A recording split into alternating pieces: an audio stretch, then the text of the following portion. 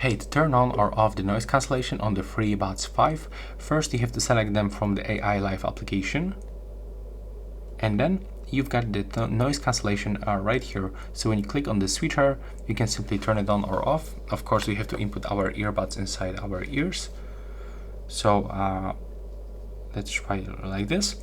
And here we've got also option to change the mode of the noise cancellation. So we've got the dynamic, cozy, and the general.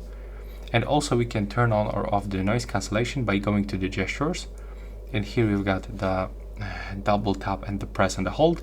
And on the left, on the right way, by pressing and holding, you can simply switch this mode. So take a look.